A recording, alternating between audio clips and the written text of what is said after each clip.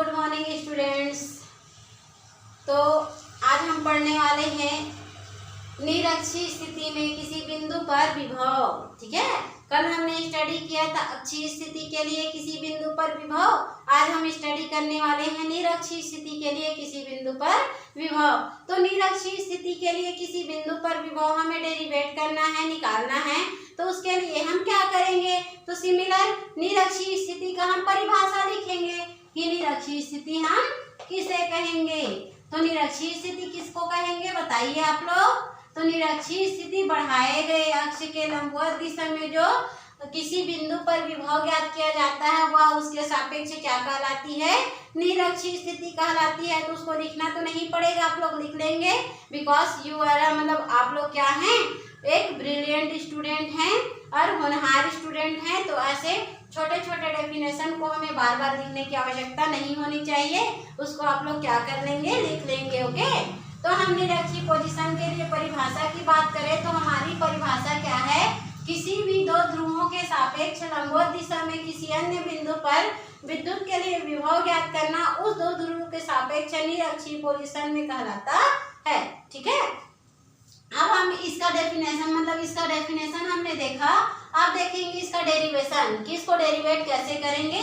निरक्षीय स्थिति के लिए व्यंजक के लिए क्या निकाल रहे हैं, व्यंजक निकाल रहे हैं। तो व्यंजक के लिए हमें क्या करना पड़ता है, एज्यूम करना पड़ता है, मानना पड़ता है। ठीक है, तो हमने क्या माना, हमने माना कि एक बिंदु यहाँ पर है, यहाँ पर एक बिंदु है, दूसरा बिंदु यहाँ पर है।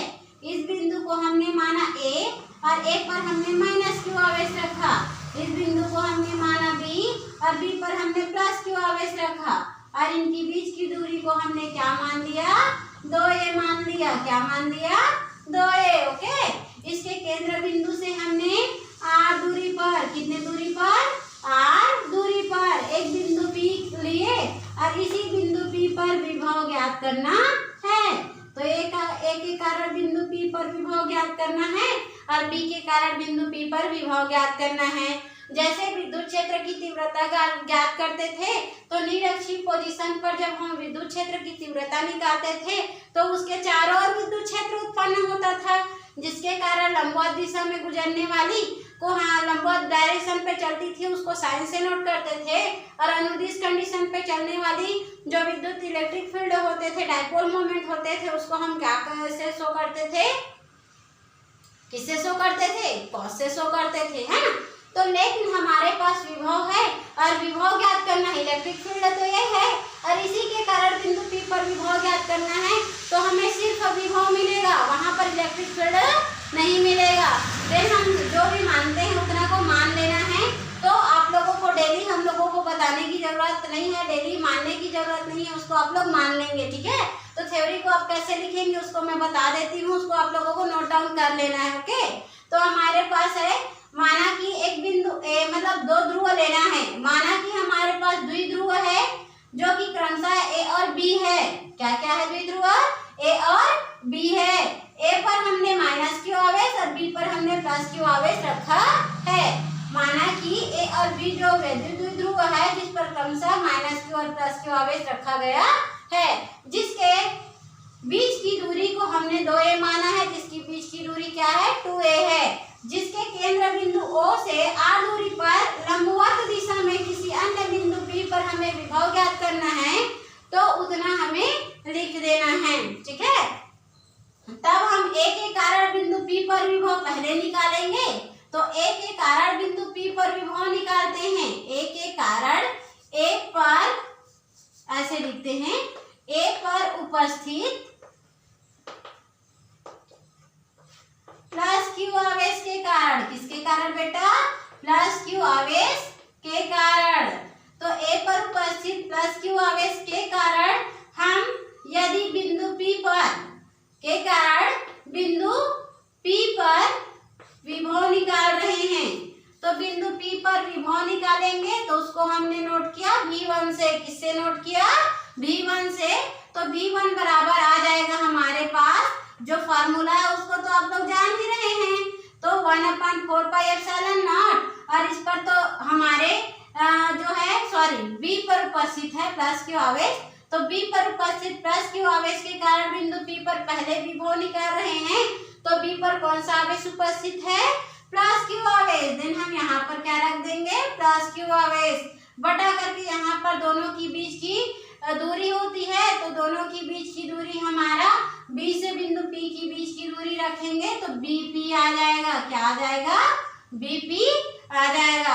अब बीपी की दूरी निकालना है, तो बीपी की दूरी निकालने के लिए तो हमें ये त्रिभुज का सामना करना पड़ेगा, और ये त्रिभुज कैसा दिख रहा है, समकोण दिख रहा है। तो बीपी की जो दूरी है उसको निकालने के लिए हम पाइथागोरस प्रमेय का यूज करेंगे, बिकॉज निरक्षीय पोजीशन में हमें बीपी की दूरी क्या है, तो कर्ण के आधार पर मिलेगी। ओके, तब किस पर कौन कौन सा त्रिभुज मिल रहा है, बी ओ पी पर। किस पर, त्रिभुज बी ओ पी पर।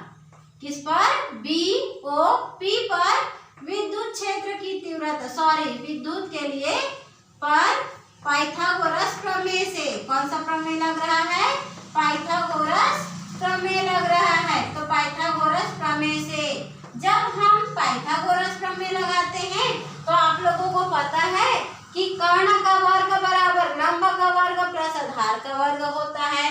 तो देखते हैं यहाँ कर्ण का वर्ग क्या है, तो बीपी है, इसका वर्ग हो गया बीपी का स्क्वायर, और लंब का वर्ग और आधार का वर्ग क्या है, पहले लंब का रख देते हैं, तो क्या है वो ओपी का स्क्वायर है, और प्लस करके आधार का स्क्वायर क्या हो जाएगा, ओबी का स्क्वायर। क्लियर हो रहा है आप लोगों को? ओके, देन देखते हैं यहाँ इस वर्ग को उधर ट्रांसफर करेंगे तो बीपी का ही मान चाहिए, स्क्वायर का नहीं, तो हम इसको ट्रांसफर कर देंगे तो आ जाएगा अंडर रूट में ओपी का स्क्वायर प्लस करके ओबी का स्क्वायर। अब बताइए यहाँ पर ओपी का स्क्वायर क्या है, तो ओपी का स्क्वायर हमने देखा कि ओपी का स्क्वायर में हमारा वैल्यू है आर, देन ओपी का वैल्यू आर है तो आर रखे, इसका स्क्वायर है तो हमने इसका भी स्क्वायर रखा, प्लस है तो प्लस रखा, और ओबी के जगह देखिए ओ से बी की दूरी हमने क्या लिया है, ए लिया है, देन यहाँ ए का स्क्वायर आ जाएगा। तो हमने बीपी की दूरी हमने निकाला under root R square plus A square, तो उसको हमें यहाँ पर रख देना है R square plus A square के रूप में। तो हम क्या करेंगे, बीपी के जगह इस इक्वेशन में यहाँ पर उसका वैल्यू सब्स्टिट्यूट करना है, देन हमारे पास इसलिए V1 का मान आ गया 1/4 पाई एप्सिलॉन नॉट, और क्या आया, तो प्लस क्यू अपान आ गया क्या, under root R square plus A square. Okay, तो यहाँ तक आप लोगों को मेरे ख्याल से कोई भी परेशानी या डाउट नहीं जानी चाहिए। यदि तब भी डाउट या परेशानी है तो क्लास के थ्रू हम लोग उसको डिस्कस कर लेंगे, ठीक है। तो ये हमारा इक्वेशन नंबर हो गया फर्स्ट। अब हम देखते हैं आगे इक्वेशन, तो V1 के लिए जो निकाले हैं वही हमें V2 के लिए निकालना है। तो B के कारण बिंदु P पर विभव देखें तो वो V1 हुआ, और A के कारण बिंदु P पर विभव देखेंगे तो क्या होगा, वो V2 होगा। ओके, तब A के कारण तथा करके लिखोगे, तथा A के कारण उल्टा पुल्टा बता रहे हैं, A के कारण बिंदु P पर विभव, बिंदु P पर विभव, तो उसके लिए विभव देखेंगे तो क्या हो जाएगा, तो यहाँ पर हो जाएगा V2 इक्वल टू हम जानते हैं 1/4 पाई एप्सिलॉन नॉट, तो कहीं नहीं जाएगा, तो अब वहां पर कौन सा आवेश, तो माइनस क्यू आवेश, और इसके बीच की दूरी क्या हो जाएगी, AP का स्क्वायर। अब देखिए AP का स्क्वायर निकाले या BP का स्क्वायर निकाले, दोनों एज इट इज दिख रहा है कि नहीं, इसकी जितनी दूरी है उतनी ही दूरी इसकी है, तो इसका भी मान क्या आ जाएगा, under root R square plus A square. Clear हुआ आप लोगों को? तो हम यहाँ पर AP के स्क्वायर के जगह सब्स्टिट्यूट करेंगे V2 में, क्या सब्स्टिट्यूट करेंगे, तो 1/4 पाई एप्सिलॉन नॉट, और क्या आ जाएगा हमारे पास माइनस क्यू अपान करके under root R square plus L square, sorry L नहीं ए स्क्वायर। ओके, अब हम जानते हैं परिणामी निकालना रहता है हमें, तो हम परिणामी निकाल करना है उसको देखिए।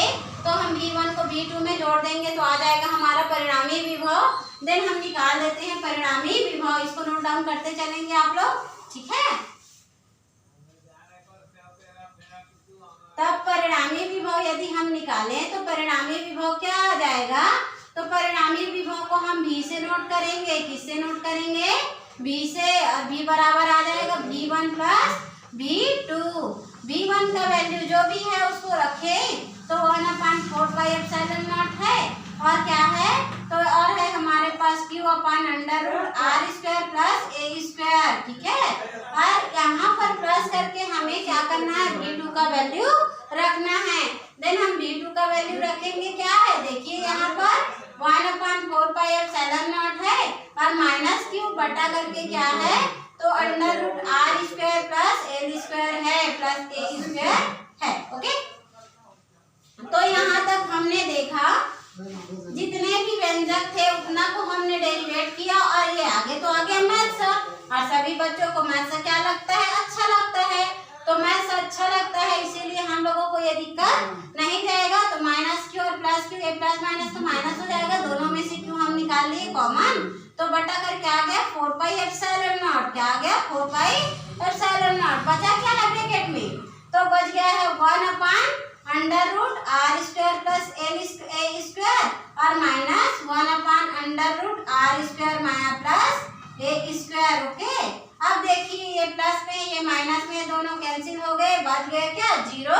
तो यहाँ पर Q/4 पाई एप्सिलॉन नॉट है, और यहाँ पर हमने क्या किया 0 का गुणा किया, तो ये टोटल वैल्यू हो गया 0। देन हम निरक्षीय स्थिति में विभव ज्ञात नहीं कर सकते क्योंकि वहाँ विभव का मान क्या होता है, नगण्य होता है, शून्य होता है। तो उम्मीद है आप लोगों को यह वीडियो अच्छे से समझ आए, और यदि नहीं आएगा तो उसको क्लास के थ्रू हम डिस्कस करेंगे, ओके, ठीक है।